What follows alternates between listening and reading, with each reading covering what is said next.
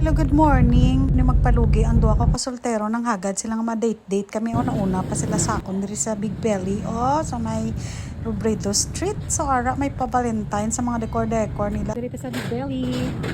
Kompleto ang mga foods nila for today's video. Mga Valentine's Day kami sa akon na si Terang sponsor. Si Kuya Mar. Bye-bye Mar.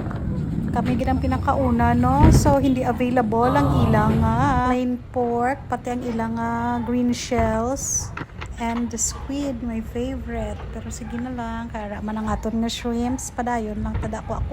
So far, gi-ask kong ilang waitress, sambal niyang ilang marination sa ilang pork dira nga hindi plain, ay ano lang daw, pepper and salt. Para na aton ng mga foods, ikuha na natin tanan nga magustuhan ta, para hindi ta sabi balik-balik wala kuha nag-umpisa na kami luto-luto. Si Kuya Helmar, kag ako nag-pray ko dira, kag si PLA, busy man siya sang iyang food. My shrimp, my pork, chicken, and our lettuce. Let's cook. Tapos nagbalin kami sa piyak table. Kaya may dalawa ka stove sa piyak abi isa lang. So ara Ito yung akin. Ayan.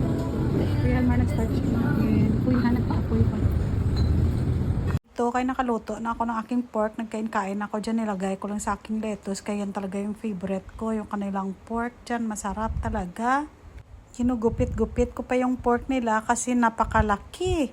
So ayan nagputos-putos sa tayo ng ating lettuce at kain-kain, subo-subo dito, subo doon, nabang ang kuya dyan ayaw niya magsali sa video kaya kalahati ng katawan niya lang nasali kain lang tayo ng kain habang siya nakaluto, nakatayo talaga, kumain na din siya. At ito naman nagluto-luto na ko ng almost half kilo ko na pasayan, anli man kaya pabalik-balik tayo kuha, napaka-fresh talaga, bagong-bago. Tapos dyan sa kabila si kuya naman luto ng pork ayan, kain-kain na tayo ng aking favorite na pasayan na parang wala ka lang allergy, biradaha da, low carb kambla, sige, kaon na nga kaon, panit lang ng panit kundi paborito niya gidabi na, pero wala sila green shell kag squid, mga favorite ko nga mga seafood, so nagmantiner lang tadan sang almost half kilo nga nakaon ko nga mga pasayan, nagbirada na lang ko sa pasayan kag pork, ay kanamit kidya anli, kag busog kami sa 299 namon, kaging libre pa kami ni kuya sang coffee. Naghiwalay na kami, bye bye kuya, halong kamo, thank you sa paglibre, I love you po.